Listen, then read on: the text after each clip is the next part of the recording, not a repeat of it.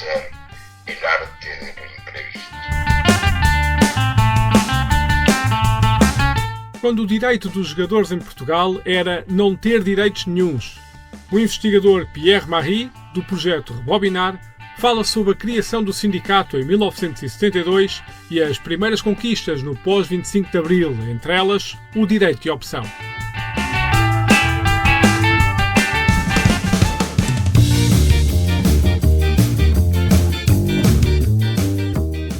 Em entrevista ao jornal I, a 25 de abril de 2014, a antiga glória dos relevados António Simões sintetizava um determinado período da sua carreira com o esclarecedor: o meu direito era não ter direitos nenhuns. Na entrevista, o antigo futebolista do Benfica e da Seleção Nacional recordou o ano de 1967 e quando, por ocasião de um amigável, realizado em São Francisco, entre Boca Juniors e Benfica, viu o emblema argentino acenar-lhe com uma fortuna. O Benfica não autorizou a sua saída. E depois? E depois nada. Os clubes eram uma espécie de donos dos jogadores. O clima de aprisionamento do direito de decidir o seu futuro foi um dos motivos que esteve na gênese da criação do Sindicato dos Jogadores de Futebol em 1972. Mas como terá sido a aventura de criar uma organização de defesa dos direitos dos futebolistas em plena ditadura e que contexto levou a esse passo? A explicação é dada por Pierre Marie, investigador francês, residente em Coimbra há cerca de uma década, onde chegou para fazer um doutoramento em História na Universidade de Coimbra. Trabalhou na abordagem ao pós-25 de Abril na área da educação, nomeadamente nos movimentos de educação popular nascidos no pós-revolução, propondo-se olhar este evento nacional a partir de Coimbra, investigando áreas tão dispares como as empresas, o desporto e o futebol em particular, ou o Serviço Nacional de Saúde. Foi autor do artigo Revolução, Sindicalismo e Futebol, o Sindicato dos Jogadores Profissionais de Futebol durante o processo revolucionário português. É cofundador, juntamente com Eduardo Albuquerque, do projeto Rebobinar. A relevância desta iniciativa, uma cooperativa de história pública, merece uma descrição mais pormenorizada pela voz do próprio, que poderá ser escutada no final do episódio. Para já, vamos ao futebol e ao que conduziu à União dos Futebolistas em 1972. Portanto, o contexto é de facto um contexto de ditadura, do Estado Novo, em que há quase uma idade de ouro do futebol nos anos 60, nomeadamente a nível europeu, enquanto o regime não promovia ou não queria promover de facto o futebol. E, portanto, ao longo dos anos 40, há de facto toda uma legislação que faz com que o Estado tenha uma intervenção forte na área desportiva, e em que a profissionalização ou o profissionalismo no desporto é proibido. E, portanto, tem esta promoção da ginástica, portanto, por exemplo, como uma das modalidades que tem muito a ver com o enquadramento da população, com um lado de propaganda, mas o futebol não era de todo, de facto, uma vontade de desenvolvimento por parte do regime. De facto, há uma situação muito desigual entre os clubes e os jogadores, sobretudo aqui ao longo dos anos 60, em que clubes têm um conjunto de regulamentos em que proíbem, de facto, os jogadores de um conjunto de direitos, nomeadamente de direitos antes do jogo. Há ali um forte peso, um forte controle por parte dos clubes da vida, inclusive da vida privada dos jogadores. O grande motivo de queixa dos jogadores é, de facto, a legislação do trabalho e dos contratos. Existiam, tal como noutros locais e noutros países, nomeadamente na Inglaterra, uma coisa chamada em direito português o direito de opção, em que o jogador assinava um contrato e mesmo após o fim do seu contrato não ficava livre de poder assinar por um outro clube. E, portanto, o clube com o qual tinha um contrato tinha um direito de opção, que ao ativá-lo, a usar esta opção, podia manter o jogador com direitos abaixo do que eram os contratos. E, portanto, o jogador tinha duas opções. Era a opção, mas a opção não era propriamente dele, era do clube.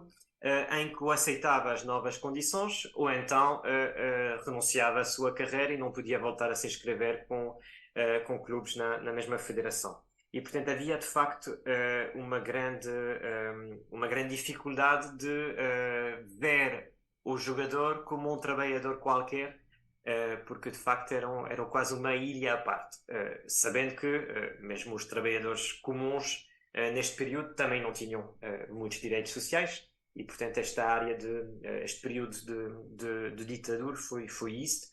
E a criação do sindicato em 1972 nasce, de facto, com alguma consciencialização de alguns jogadores para lutar contra este direito de opção e pedir exigir e reivindicar novas condições para os contratos.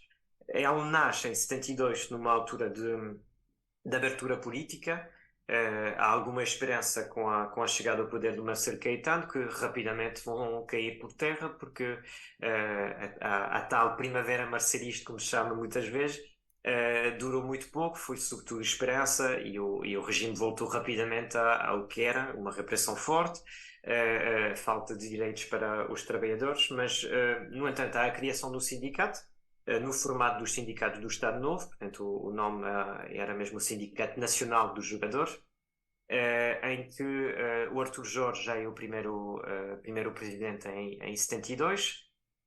Na criação do sindicato ele tem algumas declarações a dizer que este passo vai ser importante para o reconhecimento da classe dos jogadores.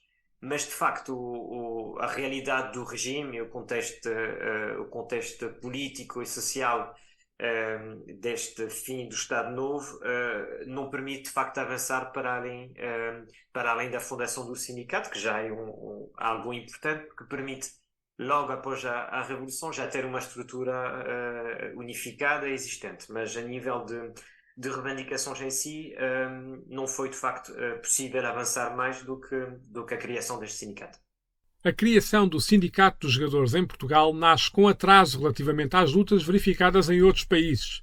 Em França, por exemplo, o futebol não ficou indiferente à agitação do Maio de 68. Em Portugal, no pós-25 de Abril, os jogadores elevaram a sua luta a outro patamar, aproveitando o crescimento do movimento sindical.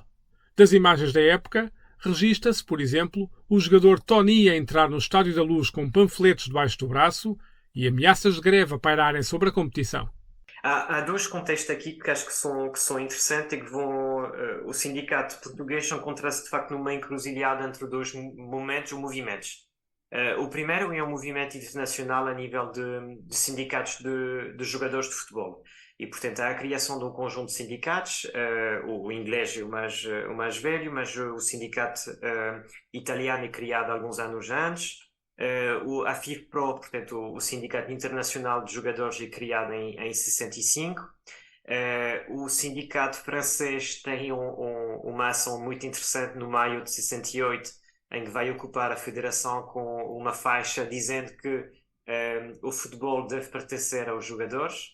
E, portanto, há de facto aí um contexto geral a nível internacional de uma vontade de lutar para novos contratos. E, inclusive, um presidente do sindicato francês faz um grande escândalo na imprensa da época porque fala da escravidão dos jogadores de futebol. E, portanto, há de facto um contexto ali de reivindicações de novos contratos. E, portanto, em 72 não foi possível para o sindicato português avançar a nível de conquistas, mas sabemos que há ligações com os outros sindicatos, aliás, porque os jogadores encontravam-se, não é? Jogavam contra os outros, sabiam da realidade dos outros campeonatos, e, portanto, há ali um contexto ali internacional que mostra que aponta para esta direção de organização e reivindicações dos jogadores. E depois, no caso português, entra o 25 de Abril, em que este período de 25 de Abril, um golpe militar, mas que rapidamente desenvolve-se para uma revolução, ou pelo menos para um processo revolucionário muito intenso. 6 dias após o 25 de Abril é de facto o 1º de Maio, em que vai dar uma cor importante a este processo revolucionário, a uma organização sindical, há uma reivindicação de direitos laborais. E, portanto, há um forte crescimento do movimento sindical no país. reivindicações de aumentos de salário, de regalias sociais associadas ao trabalho e, portanto, os jogadores e o sindicato vão de facto entrar rapidamente neste momento. Acho que há dois elementos importantes aqui na ação do sindicato.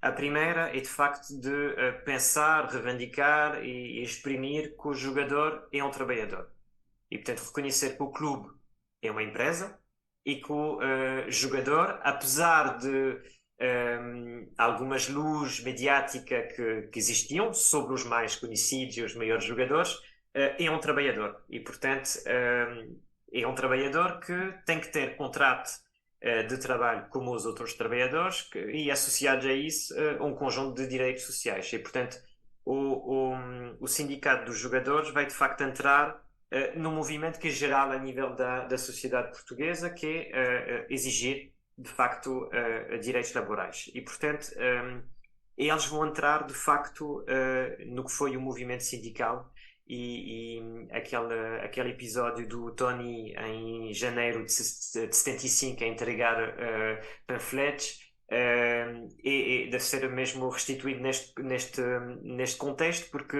em janeiro de 75 discute a nova lei sindical, a aprovação depois da chamada unidade sindical, portanto o reconhecimento de apenas uma central sindical no país. E, portanto, o sindicato de jogador vai entrar neste processo, vai apoiar a unidade sindical e, portanto, neste jogo do Benfica contra o Farense, salvo erro, o Tony entra em campo com fotografias da época é algo inesperado hoje em dia, mas ele está com um conjunto de panfletos debaixo do braço e vai os entregar dentro do Estádio da Luz. Os jogadores vão entrar com uma faixa também no campo a reivindicar e apoiar a unidade sindical e, portanto, eles vão neste primeiro momento eles vão de facto apoiar e definir o jogador como um trabalhador qualquer e, portanto, que tem que ter os mesmos direitos. E depois o segundo momento é que eles vão, isto é consecutivo, mas a segunda linha de ação é que eles vão também tomar posições para além do futebol e, portanto, eles vão ter um papel de vigilância, eles chamavam isso muito de vigilância revolucionária nos estádios, vão comunicar em setembro de 74 que quando há uma ameaça de movimentos por parte de apoiantes do Spínola na maioria silenciosa. Eles vão fazer um comunicado a exigir o cancelamento dos jogos que aconteciam em Lisboa com equipas vindas do norte que poderiam ser infiltradas por apoiantes de Spínola. Portanto, eles vão também tomar posição para além do futebol. Isto tem muito a ver com o contexto da época em que, após o 25 de Abril, há de facto uma sociedade para reconstruir e, portanto, os outros movimentos sindicais também tiveram a mesma posição de defender os trabalhadores e a sua classe profissional, mas também ver para além da classe profissional e defender uma outra organização da sociedade. Olhando com esta distância, parece pouco credível a ideia do jogador de futebol enquanto profissão precária, mas o facto é que eram várias as fragilidades da carreira. Entre as diversas conquistas contam-se, por exemplo, o direito a férias, a uniformização da carreira contributiva ou a liberdade dos jogadores transferirem-se para outros clubes. O primeiro passo vai ser uma nova legislação para obter contratos que reconhecem férias, reconhecem a proteção social e a liberdade do trabalho, no sentido em que há a possibilidade, após o fim do contrato, uma liberdade de trabalho para como qualquer outro trabalhador, poder passar de uma empresa a outra, empresa aqui sendo de facto clubes desportivos. E esta nova legislação também permite reconhecer várias classes de profissionais e permitir a cada uma destas classes ter outra atividade para além do futebol. E, portanto, que pode ser um outro trabalho à parte, porque a realidade era também de algumas estrelas que ganhavam bem, de facto, nos maiores clubes, mas muitos outros jogadores que tinham que ter um trabalho à parte. Outra possibilidade era de iniciar ou retomar ou continuar estudo. E o próprio sindicato tem muitos comunicados em que defende que o futebol é uma atividade parcial, acabe a uma determinada idade e, portanto, há necessidade de preparar o futuro e o estudo é visto como uma maneira preferencial nesta altura, também contribuir para a sociedade e para uma sociedade em construção, mas também para, a nível individual, de preparar este futuro e preparar uma reconversão depois em uma outra e um outro trabalho. E o Artur Jorge, que será o primeiro presidente antes do 25 de Abril e após o 25 de Abril, ele se mantém na presidência da direção do sindicato, vai ele próprio ser. Pronto, ele já tem este perfil, porque quando ele esteve na académica, teve a estudar. Mas ele veio logo não sei se é na época de 74 ou de 75, mas 74 ou 75, passar do Benfica para os Belenenses e trabalhar em part-time na direção-geral do desporto. E, portanto, ele próprio tinha esta ambivalência, e daí também uma das reivindicações do sindicato de ter algum apoio por parte dos clubes, nomeadamente nos horários de treino, para poder ter uma flexibilidade para autorizar ou estudo ou trabalho noutra estrutura. Como prometido no início do episódio, vamos então saber mais sobre a Rebobinar, projeto que une Pierre-Marie e Eduardo Albuquerque. A Rebobinar nasce no seguimento deste projeto, de um encontro que tive com um amigo e colega, ou colega que se tornou-se amigo, o Eduardo Albuquerque, que também é de história, também tem muita vontade de criação de conteúdos, divulgação. Ele tem uma formação na área do design também, na área informática, da edição. E, portanto, fizemos alguns trabalhos no Centro de Documentação 25 de Abril, no âmbito do projeto em que estive inserido. E depois resolvemos, de facto, criar um espaço que não encontrávamos necessariamente na universidade e na academia. O objetivo da Rebobinar é um projeto de divulgação histórica que pretende, de facto, fazer a ponte entre a investigação, os arquivos e os públicos. E, portanto, criar, não vou dizer novos formatos, porque são formatos que existem, mas aproveitar outros formatos para fazer esta ponte. E o podcast é, obviamente, uma ferramenta espetacular para fazer esta divulgação. Lançamos o projeto no ano passado e a Rebobinar agora está prestes a ser lançado oficialmente, portanto vamos abrir atividade nos próximos meses.